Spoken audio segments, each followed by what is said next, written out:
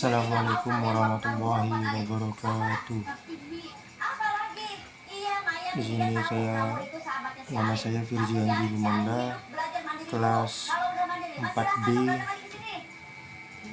Prodi Komunikasi Pilihan Islam, mata kuliah Sistem Teknologi Informasi Komunikasi.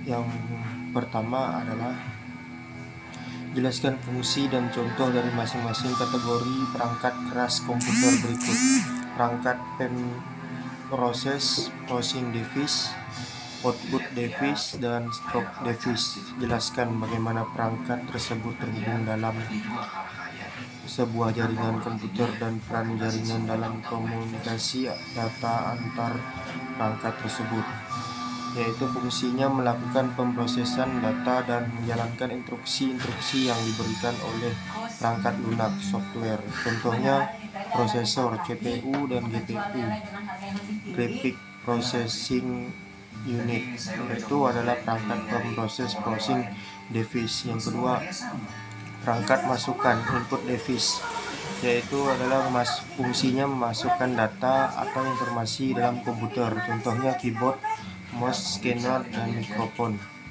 Yang ketiga adalah output device, yaitu fungsinya menampilkan atau menghasilkan dari pemrosesan data yang dilakukan oleh komputer, seperti contohnya monitor, printer, dan speaker. Stroke device, fungsinya adalah menyimpan data informasi dan dalam jangka waktu yang lama, baik secara permanen maupun sementara. Contohnya hard disk, HDD, dan SD, flash disk.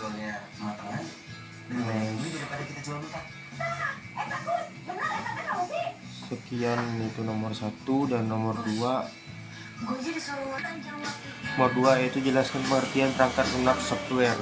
Jenis utama perangkat lunak yaitu operasi sistem, aplikasi program, dan link program bahasa, yaitu berikan contoh untuk masing-masing jenis perangkat lunak tersebut dan jelaskan perannya dan fungsi sistem komputer.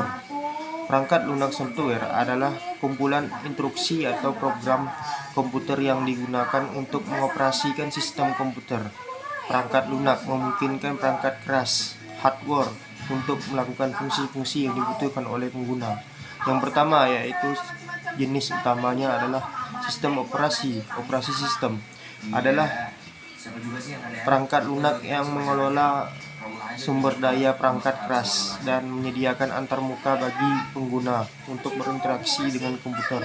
Contohnya Windows, MacOS, Linux, dan Android iOS. Peran dan fungsinya adalah mengontrol eksekusi program dan pengguna.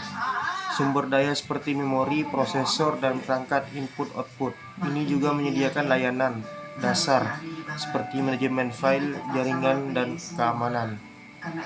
Program aplikasi program adalah perangkat lunak yang dirancang untuk melakukan tugas tertentu yang berguna bagi pengguna, seperti pengelola data, spreadsheet, browser web, dan lain-lain. Contohnya Microsoft Word, Excel, dan Google Chrome. Peran dan fungsinya adalah memberikan fungsionalitas khusus yang dibutuhkan oleh pengguna untuk keperluan sehari-hari, seperti pembuatan dokumen, analisis data, dan penjelajahan internet.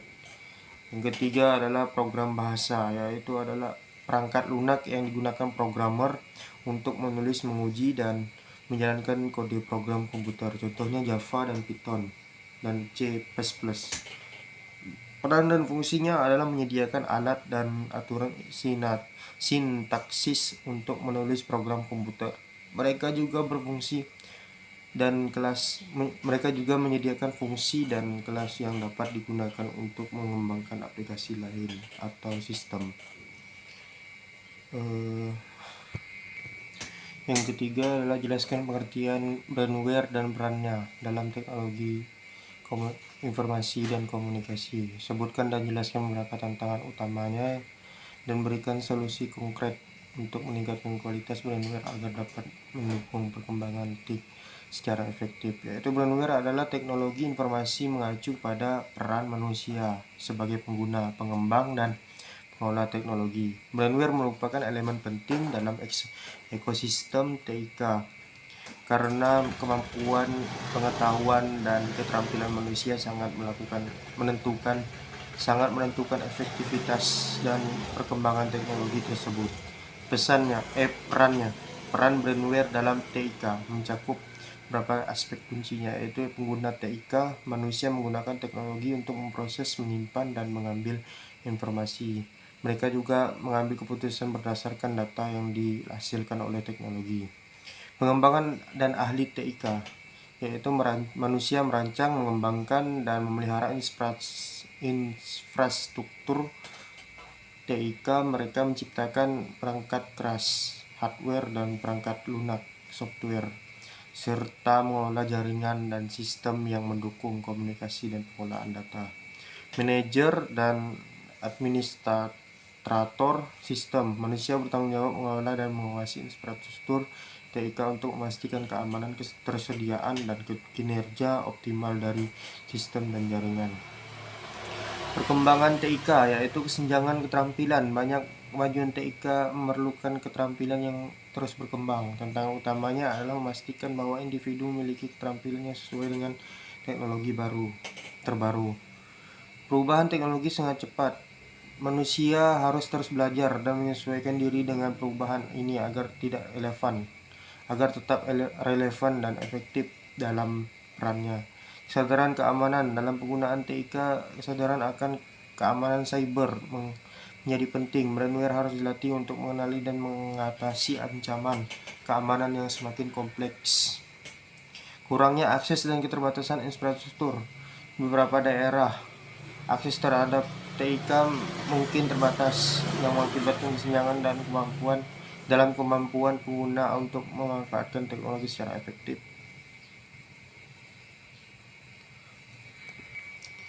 Kualitas brandware untuk mendukung perkembangan TIK, yaitu program pelatihan dan pendidikan berkelanjutan, mendukung program pelatihan terstruktur untuk memperbarui dan meningkatkan keterampilan teknis dan manajerial dalam TIK. Inisiatif kolaborasi industri dan pendidikan mendorong kerjasama antara industri TIK dan lembaga pendidikan untuk memastikan kurikulum mencerminkan kebutuhan industri dan menyediakan pengalaman praktis kepada siswa. 3. Kampanye kesadaran keamanan, yaitu mengintegrasikan pendidikan keamanan cyber dalam semua tingkatan pendidikan dan pelatihan profesional untuk meningkatkan kesadaran dan keterampilan dalam mengelola risiko keamanan. Yang keempat terakhir adalah akses universal dan infrastruktur TIK, memastikan akses yang lebih luas terhadap teknologi dengan memperluas infrastruktur TIK dan memberikan pelatihan untuk menggunakan secara efektif. Yang keempat adalah jelaskan pengertian internet dan bagaimana cara kerjanya, pengaruh positif dan negatif, berbagai aspek kehidupan manusia, pendidikan dan bisnis, komunikasi dan kehidupan sosial. Berikan contoh konkret seperti aspek dan bagaimana internet telah mengubah cara kita untuk berinteraksi atau melakukan aktivitas sehari-hari. Adalah pengertian internet dan cara kerjanya. Internet adalah jaringan global yang menghubungkan jutaan perangkat komputer secara bersamaan di seluruh dunia. Ini memungkinkan pertukaran data dan informasi melalui berbagai teknologi seperti kabel, serta optik dan kabel. Cara kerjanya secara umum adalah dengan mengirimkan data dalam bentuk paket-paket kecil yang diterima dan diproses oleh berbagai node atau titik akses di seluruh jaringan, sehingga memungkinkan komunikasi antar perangkat. Pengaruh positif internet adalah pendidikan. Akses informasinya adalah memberikan akses cepat dan luas terhadap sumber daya pendidikan seperti e-book, jurnal ilmiah, dan kursus online. Metode pembelajarannya platform e-learning, memungkinkan pembelajaran jarak jauh yang fleksibel dan dapat diakses dari mana saja. Bisnis, pasar global internet memungkinkan bisnis mencapai pasar global yang dengan biaya yang relatif rendah melalui e-commerce. Kolaborasi, alat-alat kolaborasi online permudah kerja tim yang tersebar geografis untuk bekerja sama secara efisien. Ketiga, komunikasi real time. Internet memungkinkan komunikasi instan melalui email, pesan instan, dan video konferensi. Jaringan sosial, platform media sosial memfasilitasi interaksi sosial dan pertukaran informasi antar individu. Kehidupan sosial, keberagaman budaya. Internet memungkinkan pertukaran budaya dan pandangan dari berbagai belahan dunia. Aktivisme dan kesadaran sosialnya adalah fasilitasi gerakan sosial dan kesadaran atas isu-isu global. Pengaruh negatif pendidikan, yaitu plagiarisme. Mudahnya akses informasi kadang-kadang memicu praktik plagiat yang merugikan integritas akademik. Gangguan dan kecanduan, terlalu banyak waktu di internet bisa mengganggu fokus belajar. Bisnisnya, yaitu risiko keamanan seperti pencurian data kepribadian dan serangan cyber menjadi ancaman serius bagi bisnis online. Ketidakadilan ekonomi, tidak semua bisnis kecil mampu bersaing di pasar global yang sangat kompetitif. Ketiga, komunikasi, kurangnya interaksi langsung. Penggunaan yang berlebihan dari komunikasi online dapat mengurangi interaksi sosial secara langsung. Kehidupan sosialnya, yaitu beberapa individu mungkin merasa terisolasi atau kesepian karena menghabiskan terlalu banyak waktu online.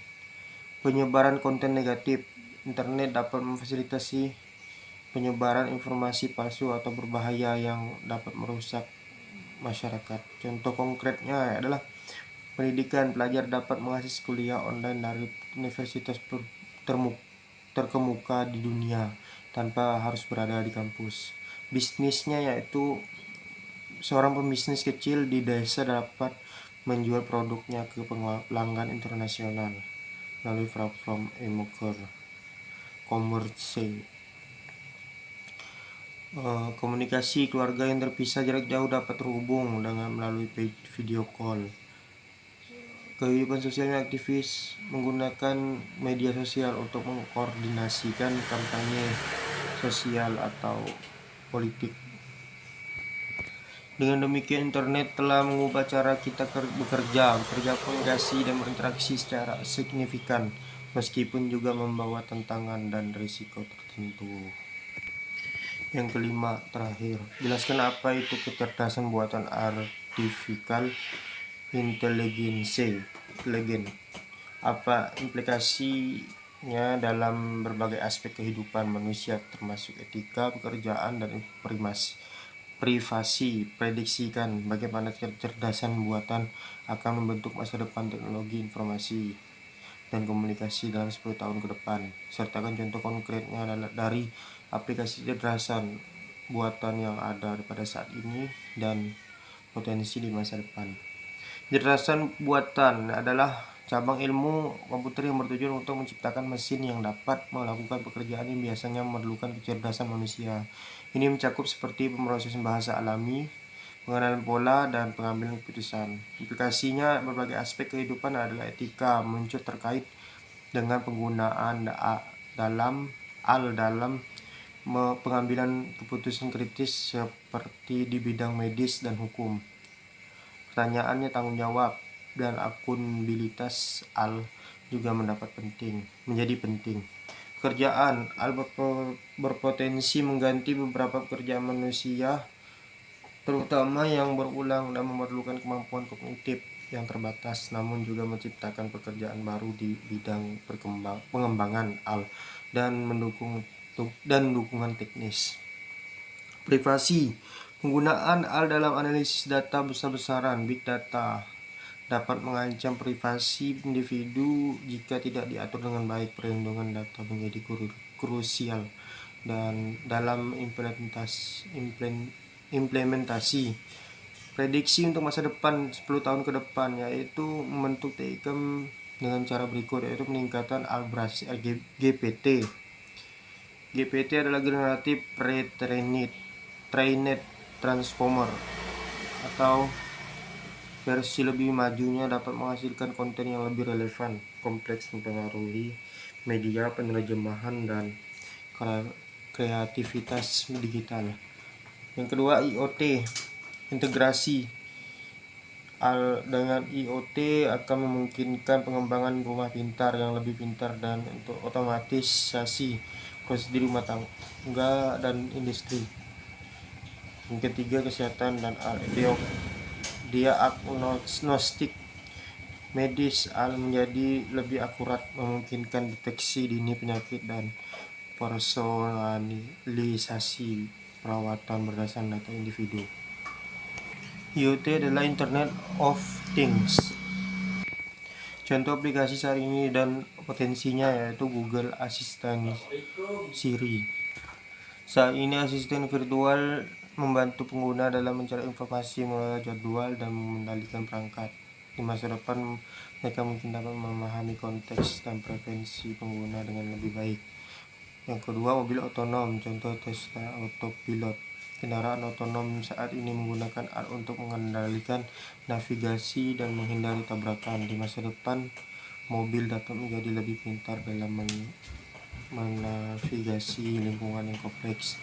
Pengenalan wajah dan keamanan digunakan dalam teknologi ini digunakan dalam pengamanan dan akses ke perangkat. Di masa depan, kemampuan ini bisa digunakan dalam pengawasan kesehatan publik atau pengamanan perbatasan. Secara keseluruhan, kecerdasan buatan akan terus mempercepat perkembangan teknologi informasi dan komunikasi. Namun, pengembangan yang bijak dan peraturan yang ketat diperlukan untuk memastikan dampak positif pada masyarakat dan lingkungan. Terima kasih untuk ujian akhir semester. Saya pamit. Wassalamualaikum warahmatullahi wabarakatuh.